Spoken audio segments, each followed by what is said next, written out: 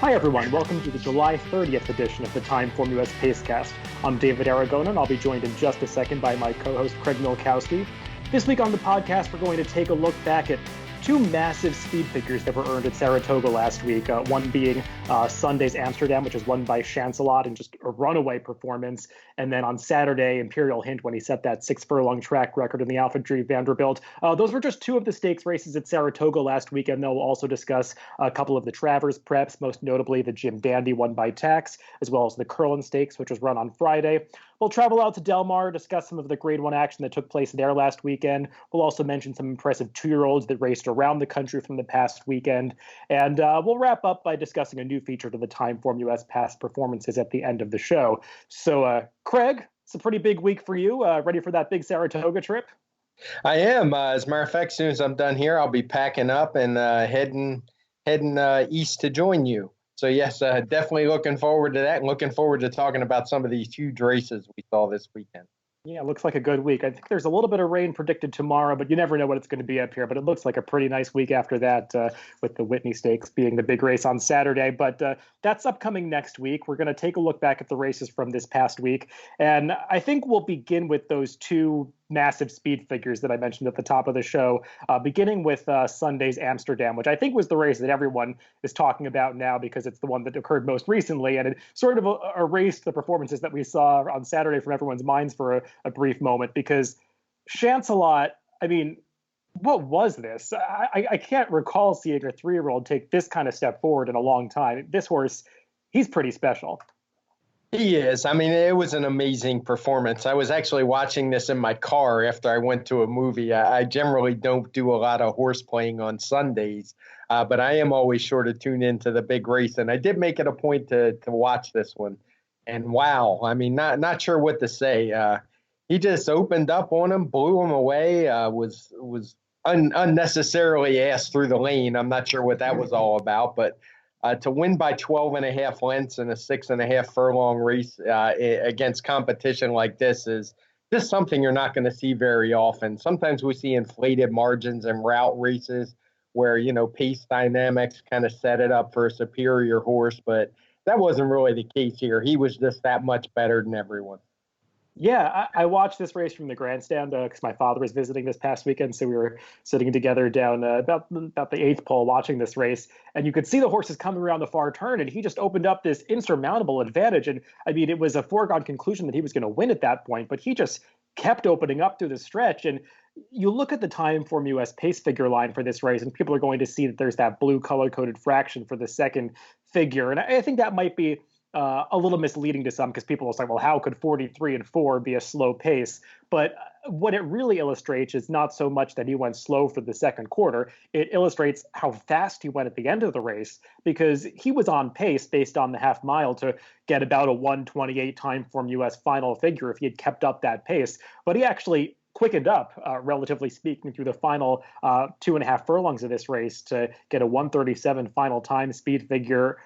Just an amazing performance. I was walking around Saratoga at the track after that, and it was starting to empty out because they ran this race kind of ridiculously late on Sunday. But the people just looked dumbfounded. You didn't know what to make of a performance like this. He just ran so fast. I do want to talk a little bit about the speed figure. I'm sure it was a little difficult to make, and I know some people thought it would be a little bit higher than it was. I'll let you talk about that. Yeah, I'm not going to argue a few points. I saw the buyer team gave it a 121, which would equate to about a 141 on our figures.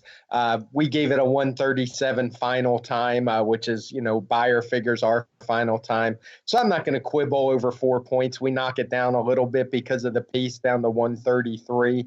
But it was a tough figure to make. I kind of made it in isolation because the prior dirt race, race 8, was just a little bit too slow to be believed, and you couldn't possibly group that race in with the other sprints on the day. It would inflate all the others unnaturally, unless you thought those horses were just awful. And having watched the race, I'm not buying that. There were some pretty decent horses in there. I'm not saying there are any champions, but the figure out I had to give them if I use the same variant for race 8 as the other races would have been ridiculously low. So maybe that held the figure back a little. I do want to note the point you make about the blue fraction is a really good one. That's simply an algorithm that compares the final time figure to the pace figure. And if the gap is so much, it'll highlight it in blue. If it's so much the other way, it'll highlight it in red. But looking at the chart, you can see the 2 through 5 finishers all came from pretty far back. Anybody who was within earshot of that piece dropped off the map. So it's not so much that the pace was slow, as it obviously wasn't. It was slow for the final time that Shancelot ran. For the other horses, not so much, as obviously it was just too much for them as they all just kind of fell out of the race. Yeah, I know we're getting a little in the weeds to discuss the speed figure in too much detail. I looked at the buyer. I looked at your number. This is one where I don't really have a strong opinion either way. I think the question you really have to ask yourself is, you take Shancelot out of the race, because Shancelot basically was running in a different race from the rest of the horses. And you just say to yourself, well, did Nitrous and Honest Mischief really run better than they did in the Woody Stevens? Did they run a little bit worse?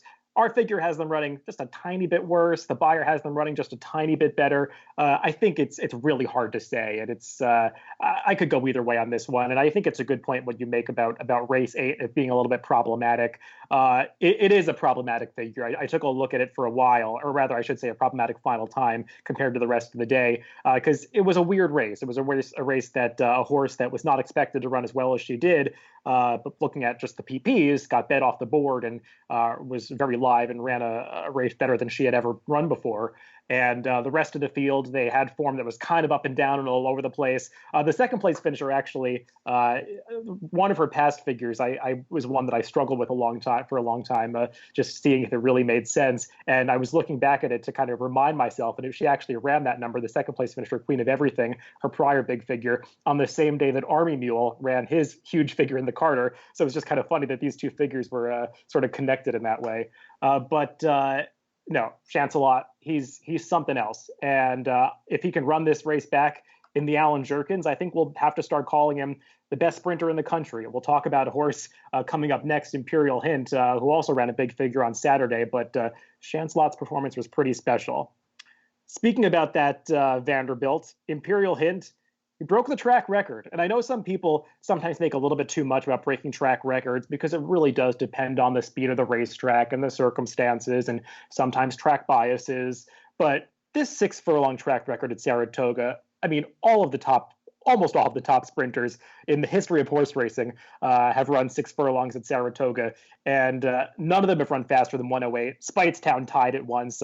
This was Spanish Riddle's record going back to 1972. I know I've been at Saratoga for a lot of AG Vanderbilts, and some really top sprinters have run in them. They've come close. They've never surpassed it. I know the track was somewhat on the quick side on Saturday and Sunday, but Imperial Hint's performance was still pretty special. It was. He got a 136 TimeformUS speed figure, 139 on final time. Again, knocked down just a little bit because of the slow pace. And again, that slows relative to the final time. But just another jaw-dropping performance. I mean, as these horses were coming off the turn, it was obvious he was going to win easy. He just looked like the old Imperial Hint, the one we saw as a runner-up in the Breeders' Cup a couple years ago, the one who's won. I think it was this same race a couple years ago, or maybe it was the Vosburg. I can't remember now, but where he just won with ridiculous disdain, where he was geared down for the final, basically quarter mile. So, yeah, he's back to form after Dubai, no doubt. I do think we got to talk about the track on Saturday in the context of this race and how much it helped them and how much did it hurt horses like Matoli and Firenze Fire, who kind of moved to the rail for some unknown reason.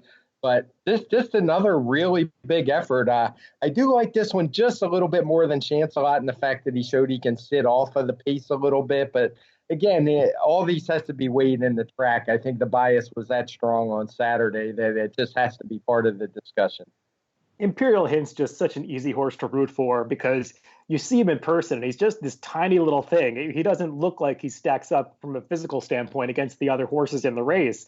And coming through the stretch, you could just see his little legs were moving so much faster than everybody else's, because he's got to maintain that speed. And he's just a really likable horse. And while he had never run a speed figure quite up to this level before, he had put forth some really nice performances in the past. I know you mentioned his Vosburg last year, where he arguably could have run a much faster final time than he ended up doing. And it's just great to see him get step back. He had hinted in Dubai that he might be on the right track again, but you never trust those horses coming back from Dubai, especially off layoffs.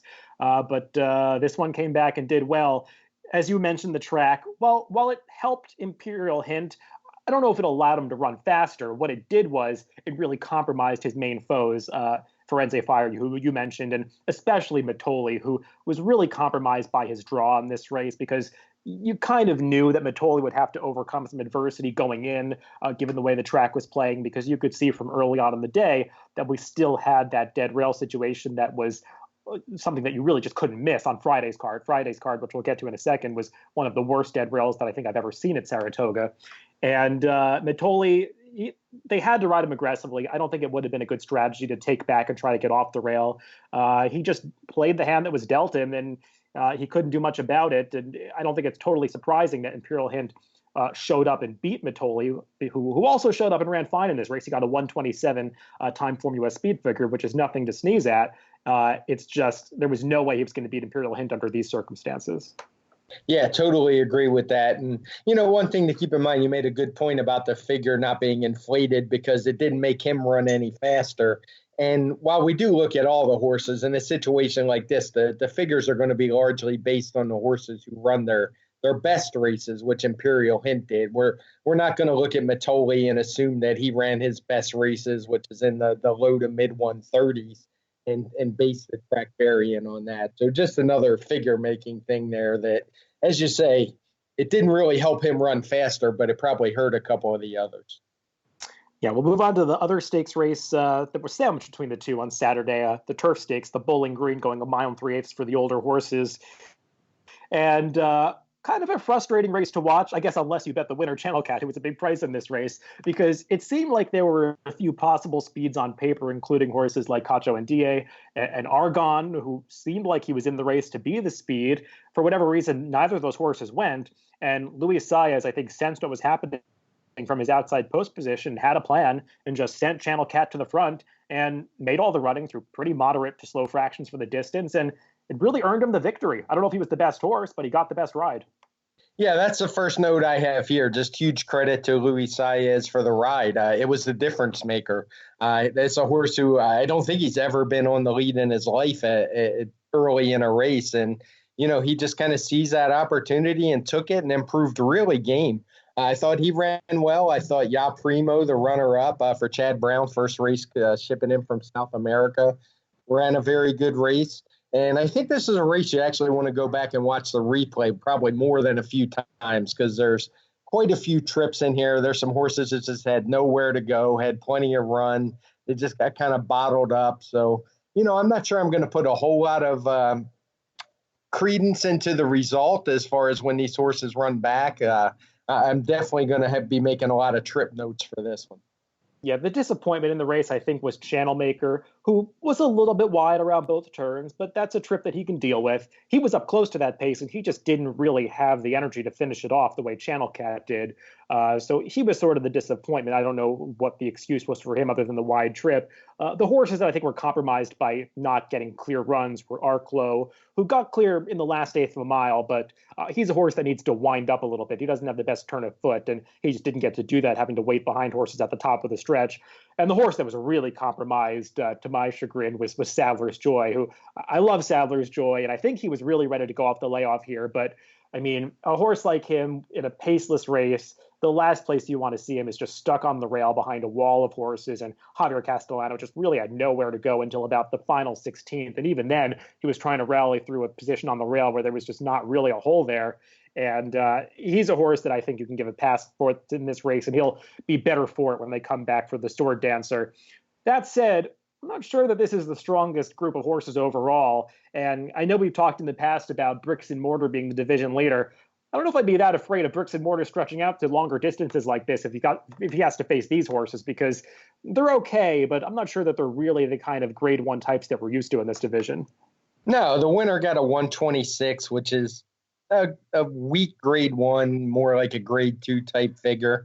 And I really think that's what we're looking at. Like I said, maybe with some trips. I totally am with you on Sadler's Joy. I actually bet him in here and was, kind of pulling my hair out at the trip. But no blaming the jockey there. That was just sometimes you just get unfortunate circumstances. I don't think there was a whole lot he could do in this situation. But totally agree with you. Bricks and Mortar still leads the division. I wouldn't have any problem betting him against these horses at 11 furlongs. I assume he's going to show up in the Arlington Million. I haven't been tracking it, but at some point, I imagine they're going to want to try him longer because as we get to the Breeders' Cup, you either go a mile or a mile and a half. There's nothing in between. So I'm looking forward to seeing that from him. Yeah, with him, I think either they run the Breeders' Cup and go in the Breeders' Cup turf the mile and a half, or they just skip it and do something else. I'm not really sure I see him going in a Breeders' Cup mile, but that's Chad Brown's decision, so we'll see what ends up happening with him. We'll move on to a couple of Travers preps that were run this past weekend at Saratoga. The most notable one, of course, was the Jim Dandy, which was run on Saturday. And some of the top players from the Triple Crown Trail were back in this Jim Dandy. And a little bit of an upset as Tax got the victory here. Another one of these races, though, that was definitely affected by the track bias. And the horse that got the most savvy ride, I think, is the horse that won the race. Oh, no doubt. I love the ride by Irad Ortiz here. When I first watched it, I thought maybe he kind of snookered War of Will a little bit. But as I watched the replay, I think War of Will was just too keen and just the rider had no choice but to let him go. I'm not sure why he moved over to the inside. That was a little puzzling. But Tax just got a good position off that bad rail. He looked like the Tax that we saw back in February, March, and April, not the one that we saw in the Derby. And we did see signs of that in the Belmont where he ran a pretty good race. But this was the good Tax. I know Danny Gargan had been saying he expected a big effort, that he was training like a new horse, like he had developed. And he really ran well. Him and Tacitus both got 125 TimeformUS speed figures. I will admit this wasn't an easy speed figure to make. It's possible it's a few points too high. I don't think it's too low by any means. But it was a good effort. And I also think there's some trips in here. For one, like I said, War of Will was really keen in here. Global Campaign, I have no idea what they were thinking with him. I couldn't believe he was taken back off the pace. And then somebody actually on Twitter sent me a video where the trainer said that was the plan. So all you can do is shake your head in that situation. Why you'd want to take a speed horse and take him off the lead, I have no idea. But Tacitus is certainly the horse that I think most people would say ran the best race.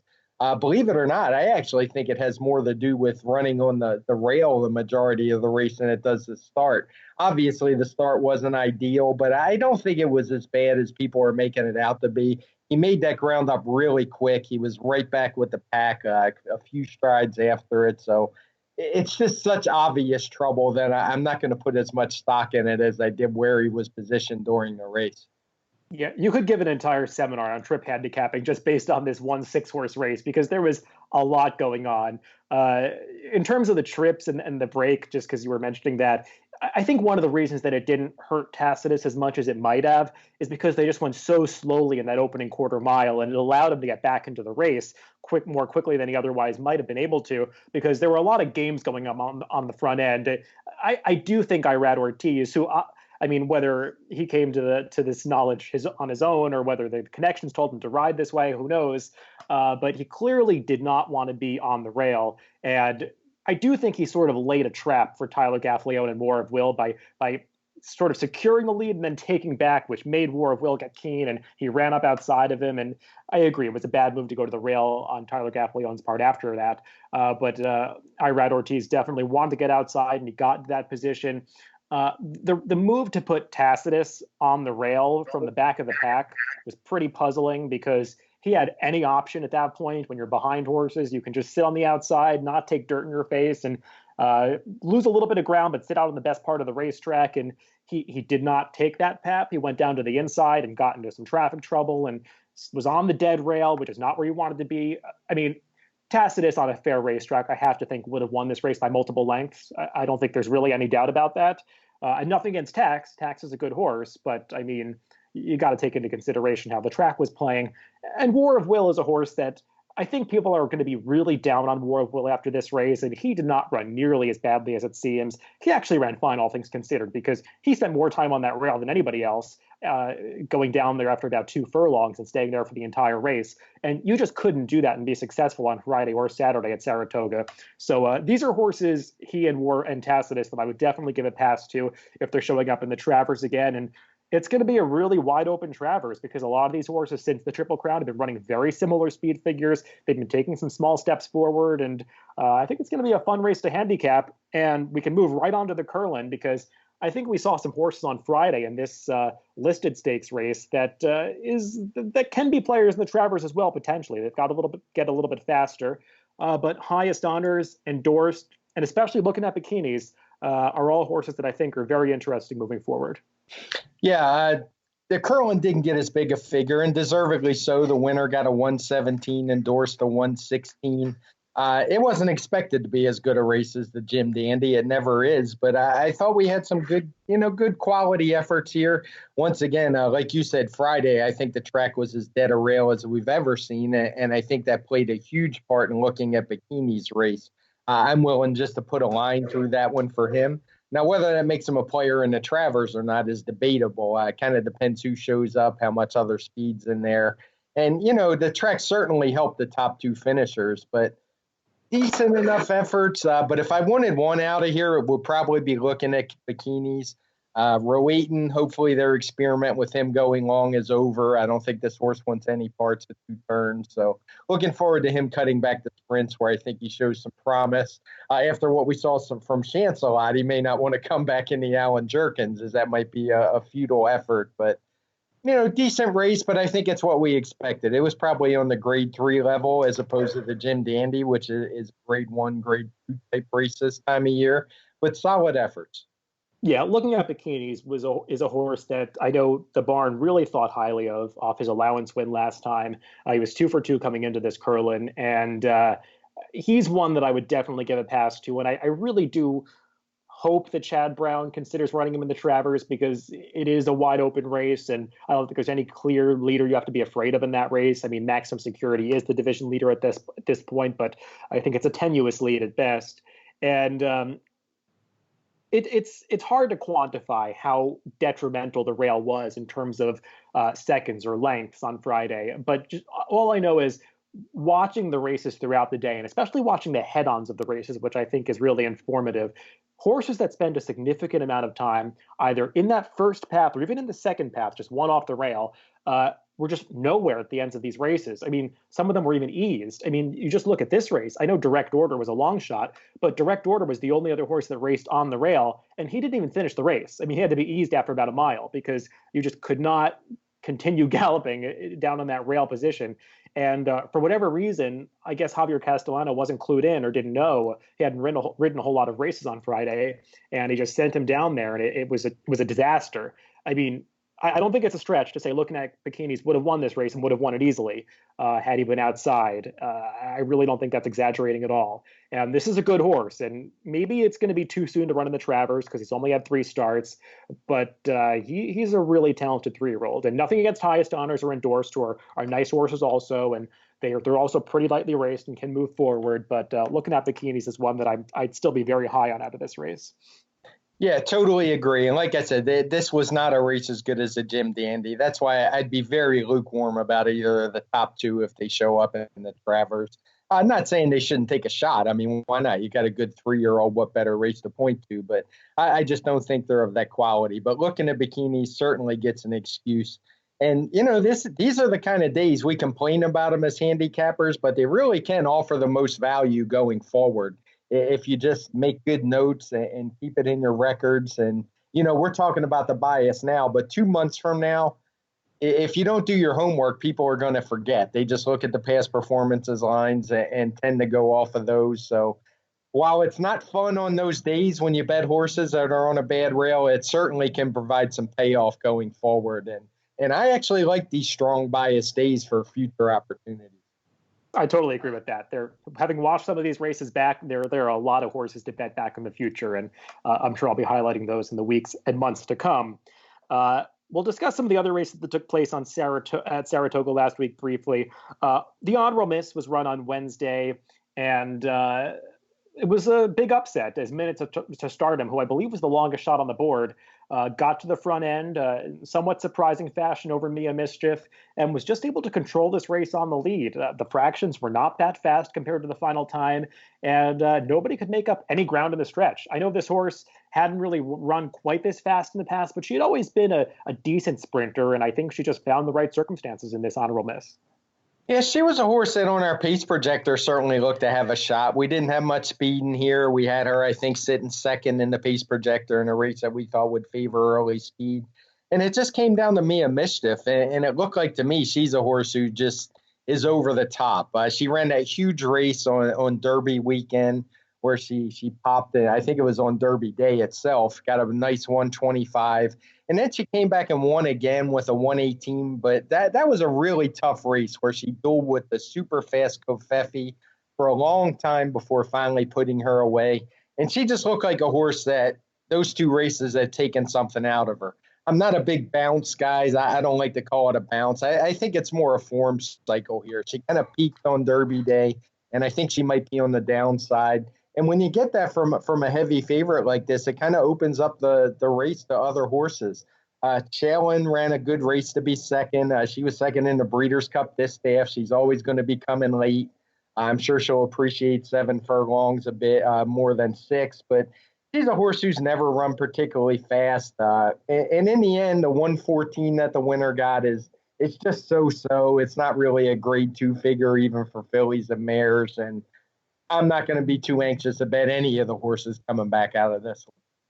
Yeah, Mia Mischief, I was a little disappointed in the ride because she's a horse that does seem to respond really well to aggressive tactics. And for whatever reason, they seemed intent on taking her back behind Minute to Stardom in this race.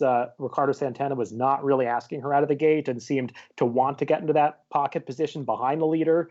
I don't know why that was the plan. I never like that with speed horses when you're sort of half a length to 3/4 of a length back inside of another horse. I think that's always just a difficult place to be. And it didn't work out for her, I guess, unsurprisingly. Maybe she is tailing off. I think that's valid. She certainly did not seem as sharp as she did on Derby Day. But her performance two back in the Roxolana, it wasn't bad. She had a really difficult pace to deal with in that race and held on well.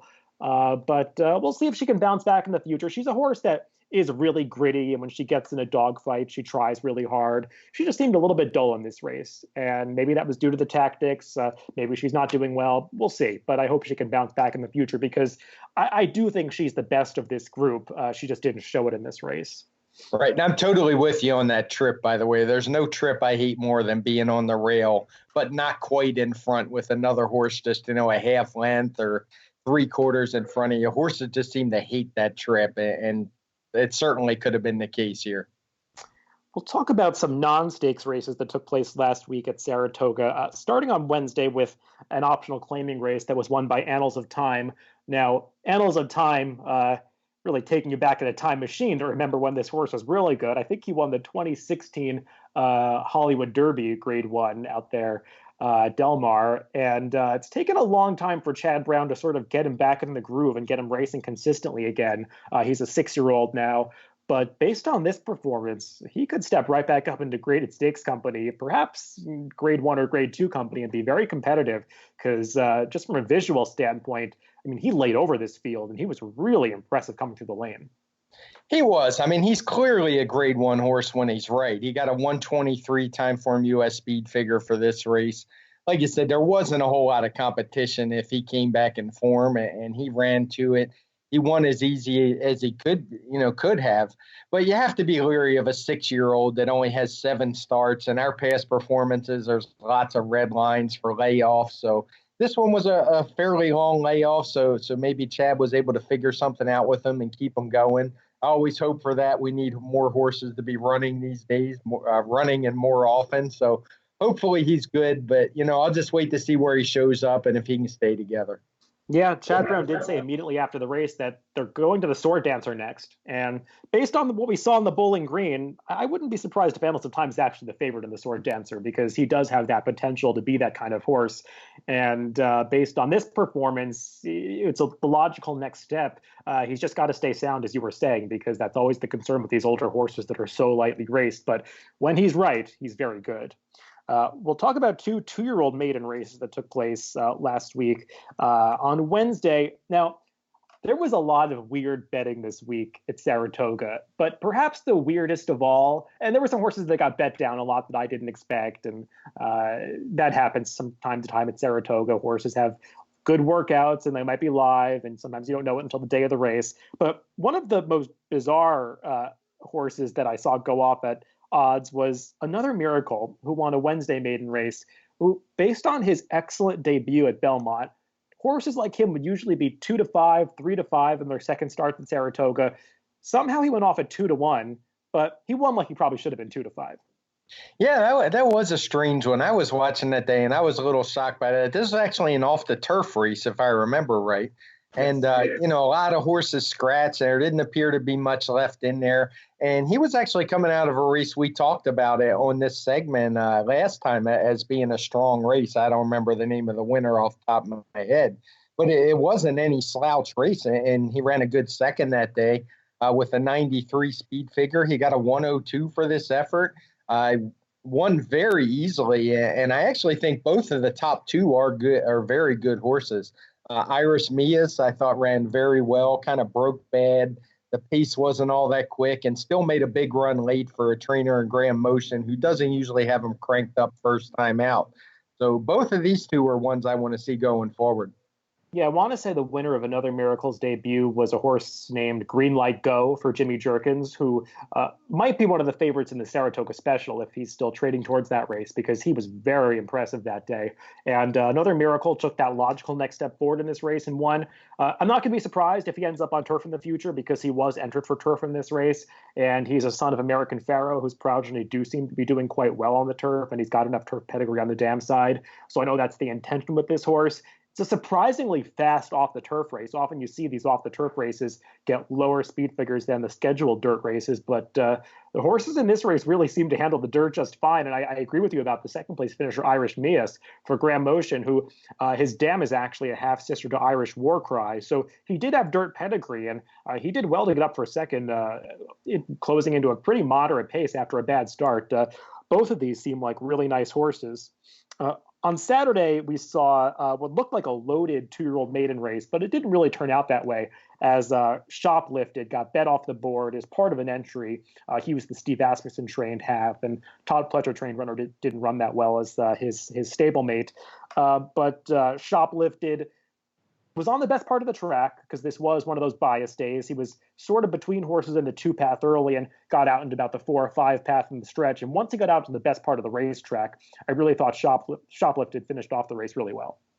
He did. He certainly ran well. He got 100 TimeformUS speed figure. As you say, there was no doubt which half of the entry was being bet here if you followed Saratoga the last couple of years, because I think I mentioned on Twitter someday we're going to see a 30 for 30 on whatever happened to Todd Pletcher, because I'm not really sure what is going on with him. But Shoplifted ran very well, like you said, out in the middle of the track, but he was clearly the best horse here. Everybody seemed to know it as the horse wound up going off at 3-5. And I hope to see this one back in one of the stakes races they have coming up at Saratoga. Yeah, and just a quick shout out to the runner-up Kowalski, who took a big step forward for D. Wade Lucas second time out. Peter Brandt-owned runner. He was on the rail for a good part of the race, especially around the far turn. He's about in the 2-path in the stretch. So he's a runner that was a little bit compromised by the track, and he's one that probably will take another step forward next time out, possibly with more distance. So I think both of these top two finishers are good horses. Let's head out to Del Mar to discuss some of the races that took place there this past weekend. There were a couple of Grade 1 events, beginning with the Bing Crosby, which was run on Saturday. And Sistron, a horse that we've talked about a number of times on the podcast, they got him back on dirt going back to late winter, and it's just really turned his career around. He won, I believe, a Grade 2 race going all the way back to March. And I think he was second in the San Carlos in May, and got his Grade 1 victory here in the Bing Crosby. It seemed like there was a bunch of speed on paper, but he was just a little bit faster than the other horses early and held them all off late. Yeah, on TimeformUS, this horse almost looked like a layover. Sometimes it works out that way. Now, that said, it didn't turn out to be a very good race for a grade one. He only got a 117 TimeformUS speed figure. I think part of that is the tepid pace that he got away with. He did turn back from 7 furlongs last time where he was involved in a brutal duel, Sistron I'm talking about. But, to be honest, I wasn't blown away by this one. Desert Law was making up some ground late despite that slow pace. And like I said, overall, that 117 figure is more an allowance type figure than a grade one. So I'm a little iffy on this race and where I stand. I think Sistron probably has a little more in the tank, but just wasn't blown away at all. And the rest of the field was just disappointing, to say the least. Yeah, I think the real disappointments were the horses that shipped in for this race, like I believe Recruiting Ready, particularly, who was the favorite in this race coming from the East Coast for Stanley Huff. He just didn't seem to have his usual early speed and was really done a long way out. So I think without him performing, the race did get a lot easier, and it made Sistron's task easier because he was the main pace competition, and it just didn't turn out that way. Cool story, nice horse, one that was originally a turf horse, ends up being best on the dirt, but I agree with you, not really a typical grade one type of speed figure. We did see more of that, though, a grade one type of number in the Clement Hirsch on Sunday, as a really nice battle between Ollie's Candy and Secret Spice took place. Ollie's Candy is a horse that had really been more of a turf runner throughout the majority of her career. I think this was just her second start on the dirt. She's now 2 for 2 on the dirt, but she was really game to battle back inside of Secret Spice late. Yeah, I thought this was a really good effort. Ollie's Candy, as to say, she won the Summer Oaks as a 3-year-old with a nice 114. And then she moved to turf, and while she ran some good races, she seemed to get pigeonholed into being a turf horse, so it was nice to see her back on dirt, and she backed that up. We don't have the official figure yet. My partner does all the figures for California. He's actually out in Los Angeles. But he tells me it's going to be about a 123. And looking at the pace of the race, the pace was pretty darn quick. I imagine most of the figures are going to be in red, the pace figures. So she dueled, opened up, and was game. I think she actually got passed a little bit by Secret Spice. But I think both of the top two ran very well here and can be contenders in that distaff division. Secret Spice seems like one of these horses that's just a true miler. It seems like when she gets that, even that last 16th going farther than a mile, it's just a little bit too much for her to handle. We saw that in the La Troyenne when she was second to She's a Julie. She just made this big move off the far turn, like she was going to win easily, and then she just couldn't quite carry it forward over the final furlong. And kind of the same thing here. She looked like she was about 1 to 5 to win the race at the 8th pole, and Ollie's Candy got game and came back, but Secret Spice just couldn't quite carry forward that momentum at the end of the race. And it's difficult for a horse like her because most of these top races are at a mile and a 16th or a mile and an eighth. I'm not sure she's the kind that they could turn back to 7 furlongs, and she just seems like she's a little in between distances. The big disappointment of the race, of course, was Paradise Woods, who just is not the kind of horse that she suggested she might be. 3 back or going all the way back to her 3-year-old season. She's just so up and down, and she's just all or nothing kind of horse. I mean, she shows up with these big efforts one day and just doesn't show up with them the next day, and most of the time she's just a disappointment. Yeah, and I think this is at least twice in a row where she hasn't broke particularly well, and she's a horse that needs to be right up on or near the lead to run her best. And to me, that's never a good sign when an older horse starts having gait problems. It usually is the beginning of the end. So she's a horse that always gets bad. I always try to beat her. Sometimes it works, and to be honest, most times it works if you pick the right horse. She's still being bet off that Santa Anita Oaks where she just demolished the field, and people keep hoping for a return to that, but it's just never really happened. One of my favorite horses in California is the Cougar II winner Campaign, who is just one of these horses who wants to run all day. He's got no speed at all. He's going to drop way out of his races in the early going, but I mean, they've got to ride him quite a bit to get into these races. He doesn't do it on his own, but once he gets there, he just sort of relentlessly grinds down these fields, and this is just his specialty kind of race, this 1.5 mile race on the dirt. And Campaign's always going to be tough in races at this distance. Yeah, he was a horse that I actually thought should have won. I think it was on Belmont Day when he shipped into Belmont and just had a rough trip. He looked to have this field over a barrel. It's in the Post was the only really horse in his league if he took the dirt. And to his credit, he ran quite well. Campaign, if you watch this and bet him at 3 to 5, you had to have some anxious moments because with about 3 furlongs to go, he looked done and dusted to me. I thought he was going to get beat. But the jockey, Bejarano, just kept pumping on him, kept working, didn't give up on him, and he finally kicked it in. And at the end, he was really running. It wasn't just that he wore down a tired leader. He was actually increasing his speed figure from a 114 at 1.25 miles to a 118 at the finish. So this is a horse who looks like probably the further they go, the better. And unfortunately for him, we don't go much further than this very often, but he's a horse that can just run all day. Yeah, at the beginning of the year, I was wondering if he might be one of these horses that could improve enough to contest races going like 1.25 miles. I know he tried the Santa Anita handicap, I believe, although the pace of that race just didn't set up for him at all. But he probably is not really a Breeders' Cup Classic kind of horse. I think that competition would be too tough for him.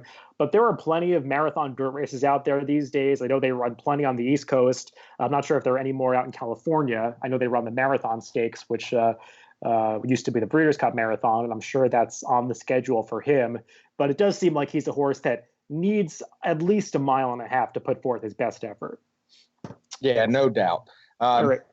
We'll move on to the final race we'll talk about two more races from Del Mar, the final allowance race, where Leading Score made his return for Bob Baffert. Now, this is a horse who is a half-brother to Indian Blessing. I think he's either a 5 or 6-year-old now.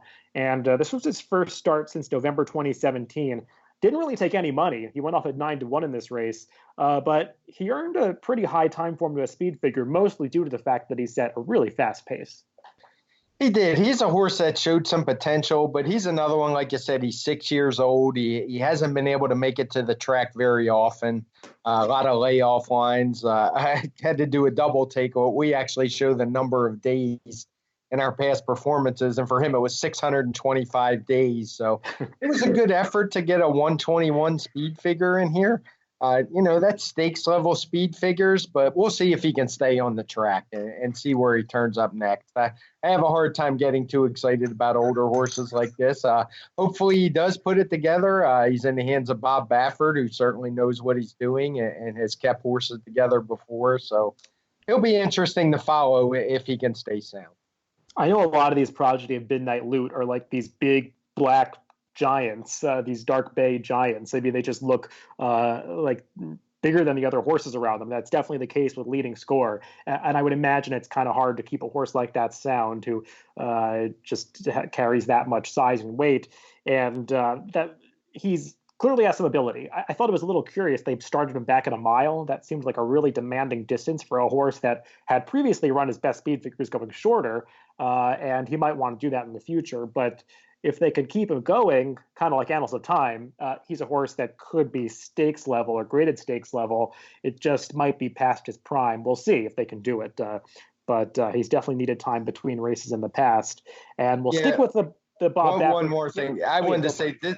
Yeah, this is a horse that, like I said earlier, I'm not a big bounce guy, but if ever a horse is going to bounce off an effort, this is the kind where just coming off that long layoff and then getting in a hard-fought race where he dueled with another horse going really fast early.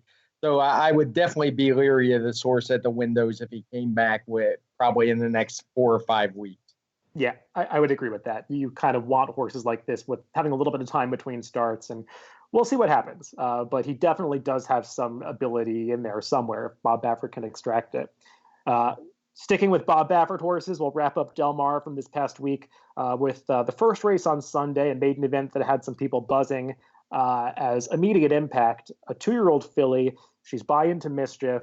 The dam side, she's a half-sister to Arrogate. So she's definitely bred to be a star, and she looked like she might be one in this debut. Not sure what was behind her, but she certainly won with a lot of ease.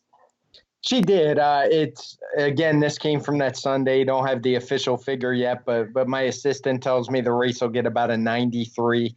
So nothing too earth-shattering on the figure front, but I'm not sure that really matters in a race like this. She clearly had plenty left. I think she almost assuredly wants to go further. So I don't even think that 93 is a bad thing. I'm not going to be lining up to bet against her if she shows up in the Del Mar debutante next out or a similar stakes race. So good effort and an exciting one to follow. Yeah, Arrogate was known for that big reaching stride, and well, this filly doesn't seem to have the same size as him. She does have a nice stride on her, as far as I could tell, making it out from the replay, and she was really finishing strongly. And if you watch the gallop out, she put about 15 lengths between herself and the rest of the field, so she was still galloping out strong after the race, which probably no surprise since she does want to go farther based on pedigree. And one to watch. We'll see if Bob Baffert has as many bullets to fire as he did last year at Del Mar, where he just seemed to win every 2-year-old maiden race. And I guess he's getting off to the right start again, but it seems like a potentially good one based on the pedigree. And we'll wrap up by sticking with the 2-year-olds and going to Ellis Park. Another race that had a lot of people buzzing was Saturday Maiden Win by Dennis's Moment for Dale Romans. This is a horse that some people might remember was supposed to make his debut, and I guess he did make his debut at Churchill Downs a couple months ago, and just things didn't go right as the horse veered over on him coming out of the gate, and I think he actually lost the rider maybe a furlong out as they broke for the clubhouse turn, and just a total disaster. Not what you want to have happen to a highly regarded horse, but he got to run second time out, and boy, did he ever run. Yeah, this is pretty amazing. He got a 118 TimeformUS speed figure, which I went and I searched all the way back to 2015, and it was the fastest 2-year-old figure I've ever made through July. So I checked through August. It was the fastest through that any 2-year-old had ever run through August. I then even moved it to September, and the only faster horse, and that was just by a day, was Bolt Doro last year, and I think it was the front runner had run that big but somewhat controversial 125 TimeformUS speed figure that day. So this was a special effort, and if you watch it, it's just visually unbelievable. I mean, who knows what he was in against? He set a relatively moderate pace, but this is clearly a horse with some serious ability. I know Dale Romans, a trainer, said he thinks it's the best horse he's ever had. The horse wound up going off 4-5 off a crazy 8-1 morning line because the hype was out on this horse. Everybody kind of knew about it. But if you haven't watched this race, it's worth going to watch because this looks like a seasoned 4-year-old to me more than a 2-year-old, the way he raced and the way he finished all through the lane. Yeah, I almost had to do a double take to make sure that this was not a 3-year-old horse breaking his maiden, not a 2-year-old, because you don't see many horses going 7 furlongs as 2-year-olds and finishing the way that he did. I mean, he ran the race like he really does want to run all day. And you look at his pedigree, and he's supposed to want to do that because he's by Tisnow, who's getting up there in years as a sire, but he's still cranking out some good ones from time to time. And the Tisnows can definitely go longer distances. And on the dam side, while his dam hasn't produced anything except him yet, the dam's a half to Times Mistress, who was a multiple stakes winner between sprint distances going all the way out to a mile, as well as Most Happy Fellow, who is a horse that I'm sure a lot of people who follow New York racing remember. He was sort of a mile and an eighth on the dirt specialist. I think he won a bunch of races doing that at Saratoga. Not really at the stakes level, but sort of at the allowance level. Definitely a stamina influence there. So Dennis's Moment is a horse that should be just fine going as far as they're going to write races as a 2-year-old. And based on this figure, he doesn't have to get any faster to be winning some Grade 1 races pretty soon. So it seems like Dale Romans has a very special horse on his hands. He does. And I should mention that it was a 118 overall speed figure, but the final time was a 124. Again, knocked down a little bit because of the figure he got to the half mile and how fast he finished off the race. But like I said, that 118, whether it's a 118 or a 124, he's going to tower over whoever he shows up against next time. It's just a matter if he can reproduce it. And, I want to mention it. I watch PTI most days, and they do an over-under. If you had set the over-under at 0.5 on the number of times that we talk about Ellis Park on this Pacecast, I'd have probably taken the under. So clearly a special race from a horse like this to have us talking about a maiden race from Ellis. Yeah, it's Dale Romans that brings us there because I didn't a few years ago he debuted that horse Not This Time, I want to say. Was that his name? who That was sounds right. Yeah, it was so good, and second to Classic Empire in the Breeders' Cup Juvenile before he was retired. So Dale Romans does send some good ones to Ellis Park once in a while, but we're not accustomed to seeing it that often. So it's funny that the good horse comes from anywhere, apparently. That's all the racing we will discuss this week. Let's just wrap up the show, though, by talking about an addition to the TimeformUS PPs that you might notice in the future. I don't think you're adding it retroactively, I think you said, but it's something we'll see going forward. And that's a new code to what was previously termed the question mark figures. And you might remember going back years, if you used the TimeformUS PPs maybe 3 years ago, you sometimes would see a question mark next to the speed figure, which would mean that it was a figure that we didn't have full confidence in, or that was created under not circumstances that were not ideal, and was one that we want to monitor moving forward. But it didn't give a whole lot of detail about why that determination was made. And now we have some codes with letters next to the race rating in TimeformUS PPs that will allow you to see why a speed figure might not have our full confidence. The one that you might see quite often is a B next to the race rating, which means that the race was broken out from the other races on the card, because otherwise a speed figure would not have made sense in the context of the day. And I'll let you talk about it, Craig. A new code is being added to that list. Yeah, that B you mentioned, like race 8 at Saratoga on Sunday, would be a perfect example. I'm almost sure I used it there. The Z is a pretty simple one. It's one I'm using where we don't have pace figures for races that actually had clockings taken and trustworthy clockings.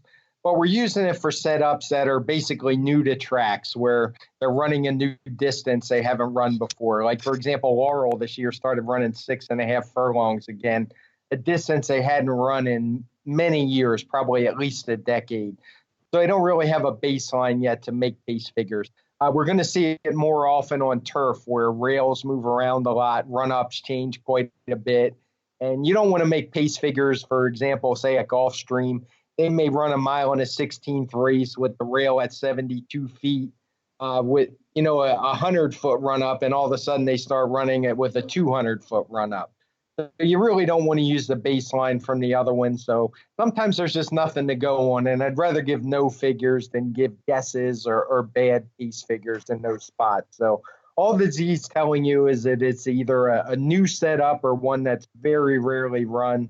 I usually like to have at least 10 data points in my database before I'll establish a baseline, preferably much more than that. I mean, there's some tracks, for example, 6 furlongs at a place like Mountaineer, I might have thousands. So, it's just a way of saying, hey, this is a race where we just didn't have enough data to make pace figures. Yeah, and I think you might see sometimes the lack of pace figures in a running line and think, oh, is that a mistake, or why is that the case? And this will tell you that it's intentional to leave them out because there's just not the data to have any confidence in what otherwise would be there under the circumstances. So just a little something to sort of alleviate some confusion that might be there otherwise. So that's all we have for this week. Craig, I'll let you get on your flight and get on your way to Saratoga. I'm looking forward to seeing you later this week. And I'm sure we'll have plenty to discuss when we do the podcast again next week, because it's a big week of racing coming up. The Whitney Stakes on Saturday is the future, but there are other races on that card, graded stakes events. There's also the continuation of the I always get this name wrong. I believe it's the Turf Trinity and the Turf Tiara at Saratoga, the Saratoga Oaks on Friday, and the Saratoga Derby on Sunday. So some big cards at Saratoga next weekend. We'll discuss the other venues as well, but looking forward to all of it. So, Craig, I'll see you pretty soon. As always, you can listen to us on drf.com, Spotify, iTunes, YouTube, SoundCloud. Just subscribe to the Daily Racing Form podcast, and we are the TimeformUS Pacecast. So thanks for listening this week, guys, and we'll be back at you next week.